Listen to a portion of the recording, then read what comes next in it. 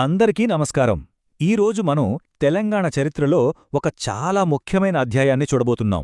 వేములవాడ చాళుక్యులు. ఆ వంశంలోనే అత్యంత గొప్పవాడిగా పేరు తెచ్చుకున్న ఒక రాజు కథ ఇది.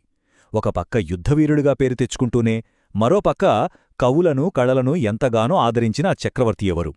ఆయన మనకు మిగిలించిన వారసత్వమేంటి అనే విషయాలు లోతుగా తెలుసుకుందాం.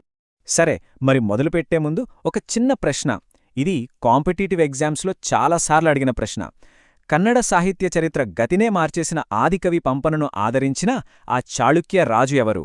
ఎవరైనా గెస్ చేయగలరా? అవును, ఆయనే రెండవ అరికేసరి. ఆయన పరిపాలనాకాలం క్రీస్తు శకం 930 నుండి 955 వరకు, అంటే దాదాపు 25 సంవత్సరాలు. ఆ పాతికేళ్లు దక్కన్ పీఠభూమి చరిత్రలోనే ఒక రాజకీయ, సాంస్కృతిక స్వర్ణయుగమని చెప్పొచ్చు. ఈ టైంలోనే వేములవాడ చాళుక్యులు కీర్తి ప్రతిష్టలు శిఖరస్థాయికి చేరాయి. సరే, ముందుగా మొదటి విభాగంలోకి వెళ్దాం. పాలకుడిగా, యోధుడిగా అరికేసరి ఎంత గొప్పవాడో చూద్దాం.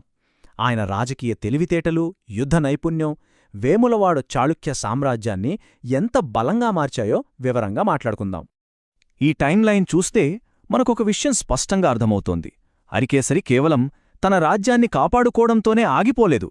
సుమారుగా 935వ సంవత్సరంలో ఆయన రాష్ట్రకూటుల అంతర్గత రాజకీయాల్లో చాలా తెలివిగా జోక్యం చేసుకున్నాడు. అప్పటి బలహీనరాజు 4వ గోవిందుణ్ణి ఓడించి తన స్నేహితుడైన బద్దెగను, అంటే 3వ అమోఘవర్షుణ్ణి వాళ్ల సింహాసనం మీద కూర్చోబెట్టాడు. ఈ ఒక్క సంఘటనతో ఆయన కేవలం ఒక సామంతరాజు కాదు, ఒక కింగ్ మేకర్, అంటే రాజులను తయారు చేయగల శక్తి అని దక్కన్ రాజకీయాల్లో తన స్థానాన్ని పదిలం చేసుకున్నాడు. అరికేసరి ఒక యోధుడే కాదు, చాలా గొప్ప పరిపాలకుడు కూడా. ఆయన వేయించిన వేములవాడ శాసనం సంస్కృతంలో ఉండటం అప్పటి సాంస్కృతిక స్థాయికి ఒక నిదర్శనం. అంతేకాదు, తన మంత్రి పెద్దనార్యుడు కట్టించిన ఆదిత్య దేవాలయానికి ఏకంగా 100 నివర్ధనముల భూమిని దానంచేసి శైవమతాన్ని ఆదరించాడు. అదే సమయంలో బోధన్లో తన పేరుమీదే అరికేసరి జినాలయం కట్టించాడు. అంటే ఆయన పాలనలో అన్ని మతాల పట్ల గౌరవం, సామరస్యం ఉండేవని మనకర్థమవుతోంది. సరే, ఇప్పుడుదాకా మనం అరికేసరి పరిపాలన, యుద్ధాల గురించి చూశాం కదా. కాని చరిత్రలో ఆయన పేరు ఈ రోజుకి నిలిచిపోయింది అంటే దానికి అసలు కారణమిది. అదే సాహిత్య పోషణ. ఒక రాజు కత్తికన్నా కవి కలం గొప్పదని నమ్మిన వ్యక్తి ఆయన. అందుకే ఆయన ఆస్థానం ఎప్పుడూ కవులతో, పండితులతో కళకళలాడుతూ ఉండేది. ఆ కాలాన్ని పంపకవి యుగం అని కూడా పిలుస్తారంటే మీరే అర్థం చేసుకోండి. ఒక్కసారి ఆలోచించండి. ఒక కవి తన రాజుకి ఇంతకన్నా గొప్ప గౌరవం ఇంకేమివ్వగలడు? అరికేసరి ఆస్థాన కవి అయిన పంపన తన మాస్టర్పీస్ విక్రమార్జున విజయంలో తన రాజునే సాక్షాత్తు అర్జునుడితో పోల్చాడు. అంటే ఆ కావ్యంలో అర్జునుడెవరో కాదు, మన అరికేసరే. ఇది ఊరికే పొగడత కాదు.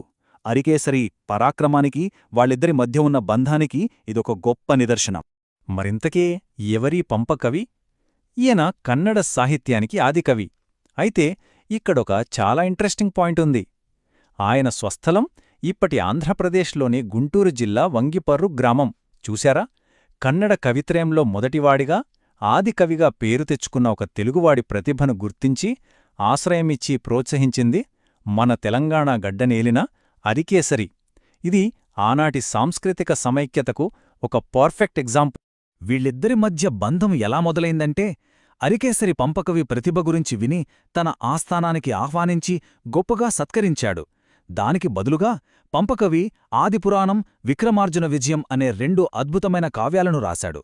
అప్పుడు రాజు ఊరికే మాటలతో పొగడటమే కాదు, పంపకవికి కవితాగుణార్ణవుడు అనే బిరుదిచ్చాడు. అంతేనా, ధర్మపురి గ్రామాన్నే అగ్రహారంగా, అంటే పన్నులు లేని భూమిగా దానం చేశాడు. కళపట్ల ఆయనకున్న గౌరవం ఎలాంటిదో దీన్ని బట్టి తెలుస్తుంది. అయితే అరికేసరి ఆస్థానంలో ఒక్క పంపకవే లేరు, ఇంకా చాలామంది గొప్ప కవులు ఉన్నారు. ఈ టేబుల్ చూస్తే మనకు అర్థమవుతుంది. మల్లియరేచన రాసిన కవిజనాశ్రయం, ఇది తెలుగులో మొట్టమొదటి ఛందస్సు గ్రంథం. తెలుగు సాహిత్య చరిత్రలోనే ఇదొక ల్యాండ్ మార్క్. అలాగే పద్మకవి జినేంద్ర పురాణం అనే ఒక జైన కావ్యాన్ని రచించాడు.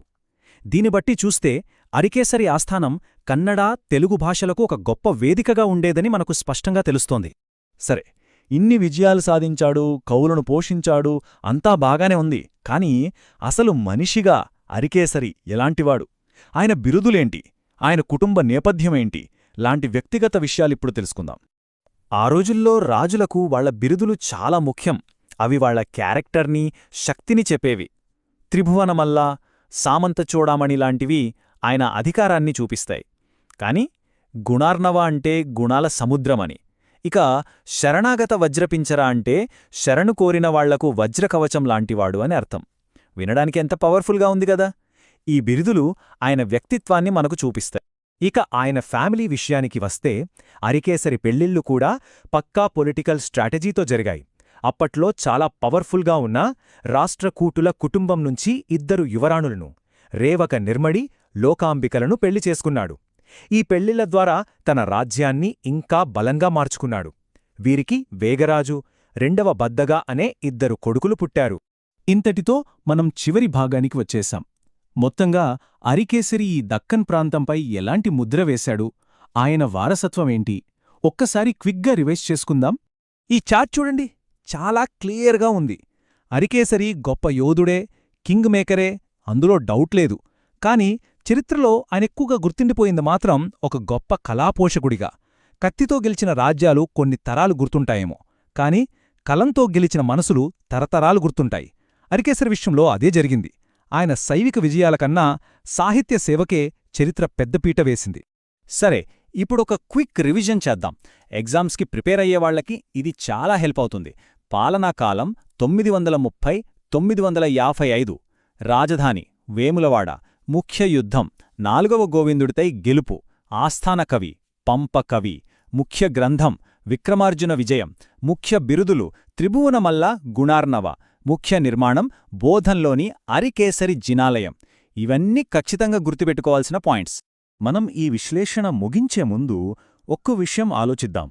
ఒకవేళ అరికేసరి కేవలం యుద్ధాలు చేసుకునే రాజుగా ఉండి సాహిత్యాన్ని అస్సలు పట్టించుకోకపోయుంటే పంపకవి, మల్లియరేచన లాంటి కవులు మనకు తెలిసేవారా? మన తెలుగు కన్నడ సాహిత్యాల చరిత్ర ఎలా ఉండేది? అధికారం, కళ కలిసినప్పుడు ఎలాంటి అద్భుతాలు జరుగుతాయో చెప్పడానికి అరికేసరి